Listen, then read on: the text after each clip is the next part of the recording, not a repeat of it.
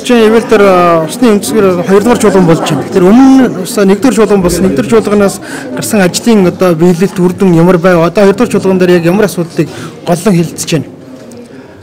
Тэгэхээр 2023 онд олон дэлхийн усны өдрийн хүрээнд Монгол Улсын ерөнхий засгийн санаачлагаар усны салбарын үндэсний ах トゥ чуулганы зохион байгуулсан байдаг.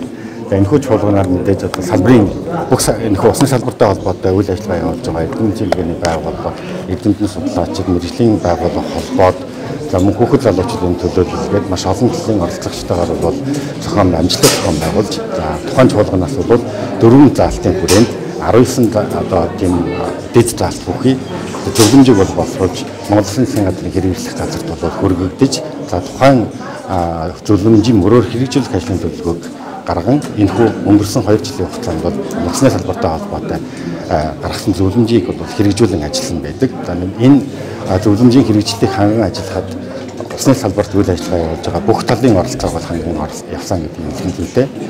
За хамгийн их одоо яригдсан зөвлөмжийн тусгагдсан одоо үндсэн 4 заалтыг товчхон дурдах юм бол ерөнхийдөө салбарын хууль эрх зүйн бодлогын шинжилгээ асуудлыг бол тодорхой заалтуудаар хийж хэрэгжүүлэх шаардлагатай бол хийж гсэн байдаг. За усны хомсдол, усны бохирдлоос урьдчилан сэргийлэх болон усны нөөцийг хөрөмтлүүлэх асуудалтай холбоотой зүйл заалтууд бас орж ирсэн байдаг. За мэдээж усны хэрэглээтэй холбоотой за мөн Монгол орны усны нөөц та нэг ялангуяа томоохон гол мөрний одоо хамгааллын асуудлуудад хандсан тодорхой зөвлөмжүүд тусгасан. За мөн олон нийтийн усны зөв хэрэглээний зуршил, дадал, за хүүхэд залуучууд ирээдүйн хойчдоо энэхүү одоо Монголын уламжлалт зам заншил болон орчин үеийн шин шинжлэх технологиг усны хэрэглээтэй хэрхэн уялдуулан хэрэгжүүлэх вэ гэсэн заалтуудыг оруулсан байна. За чуулганы энэхүү 2 дугаар чуулганы бэлтгэл ажлыг ханган ажиллах ажлын хэсгийн хүрээнд өмнөх чуулганаас гарсан зөвлөмжийн үйл одоо хэрэгжилтийг бол тодорхой шалгуур үзүүлэлтүүдэд үнэлж гаргаж гаргасан байдаг. За энэхүү хэрэгжилтийн дунджаар наваад ирсэн бол 80 гаруй хувьтай байна гэсэн зүйл байгаа.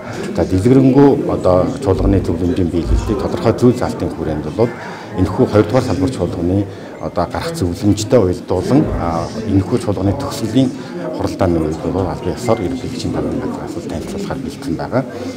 За тэгэхээр мэдээж энэ жил энэ одоо усны чуулганыг зохион байгуулах үндэслэл бол бид бүхэнд ойлгомжтой амьдралын их ус гэсэн. За тэгэхээр Монгол орн маань ер нь бол дэлхийн одоо улс орнуудтай харьцуулах юм бол усны хязгаарлагдмал нөөцтэй усад бол хамаарч байдаг. Тэр ч утгаараа нэгдсэн үндэсний байгууллагаас зарласан байгаль орчны салбарын тэмдэглэлт өдрүүдийн хүрээнд усны одоо төв хэрэглээ за ер нь ашиглалт за нөөц за түүнийг хэрхэн зохистой ашиглах вэ гэдэг тал дээр за мөн одоогийн байгаа усны нөөцөө ирээдүйн хойштой хэрхэн өвлөн үлдээх талаар бол засгийн газрын хэмжээг болон бүх одоо улсын салбарын ард нийтийн ойлголт зөв хөвчлийг бий болгож ирсэн энэ одоо нөлөөлийн одоо ажлуудыг бол бүтэн сарын хугацаанд бол явуулж байгаа.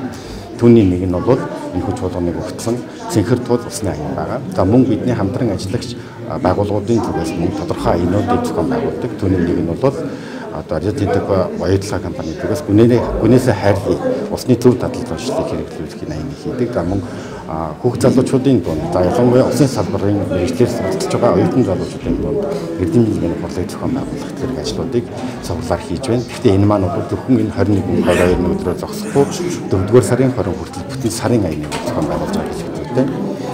За энэ удаагийн салбарын чуулган маань нэгдсэн үндэсний байгууллагаас зарласан дэлхийн усны өдрийн хүрээнд дэлхийн нийтээрээ мөсдөл мөсөн голоо хайрлыг хамгаалъя гэсэн энэ уриалгын хүрээнд гол үндсэн чи одоо бодлогын асуудлуудаа төлөвлөн за бэлтгэх асуудлуудад оруулж ярьж байгаа.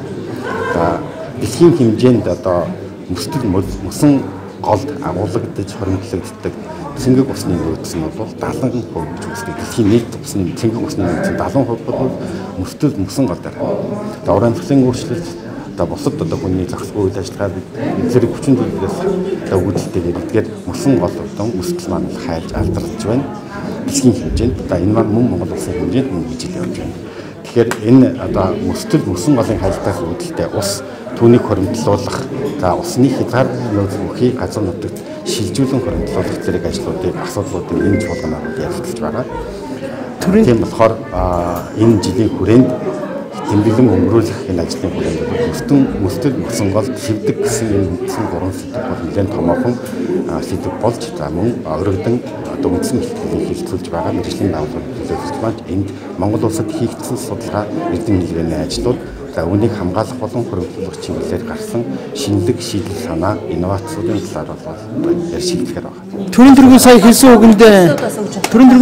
үгэндээ цэнхэр алт гэдэг үндэсний хөтөлбөр ус хэрэгжүүлнэ гэдэг зүйлийг сонцоллоо шүү дээ тийм ээ. Яг одоо яг устай холбоотой усны бодлого Монгол улсын ерөнхийлөгчийн хувьд Монгол улсын ерөнхий сайдаар ажиллаж байх үеэсээ усны нөөцлөг хөрөнгөлүүлэн хадгалах за мөн гол мөрний хамгаалах ажлыг бол хийж хэрэгжүүлж эхэлсэн мэдж байгаа. Тэр утгаараа одоо энэ Монгол улсын ерөнхийлөгчийн бодлого үйл ажиллагааны хөтөлбөр тусгагдсан их дэлхийн хөтөлбөрийн хүрээнд бол нэг байгууллага гэдэг хөтөлбөрийн хүрээнд байгаль орчны хэд хэдэн хөтөлбөрнүүд өрнө гэж байгаа. Түүний тод жишээ нь бол тэрбум мод үндэсний хөтөлбөр. Тэрбум мод үндэсний хөтөлбөр маань мөн өөрөө одоо усны нөөцийг хөрөмтлүүлэх, хадгалах, усны нөөцийг нөхөн сэргээхтэй нарийн уялдан үйл ажиллагаа таригд одоо нөөцийн хамгаалал, байгаа нөөцийн хамгаалах, за дээрээс нь дорцсон байгаа нөхөн сэргээх ажил бол нэг тэргүүний зарцуулалт явж байгаа та бүхэн мэдж байгаа. За тэгэхээр бид Монгол улс маань хязгаарлалтууд усны нөөцтэй гэдэг утгаараа Монгол улсын ерөнхийлөгчийн зүгээс өнөөдрийн чуулганы нийтийн одоо үгэндээ хэлсэнчлэн цаашид салбарын хэмжээнд Эрдэмтэнс 2 дахь удаагийн чуулганаа хийлээ. За бид мөн зөвлөмжийн дагуу ажиллаа.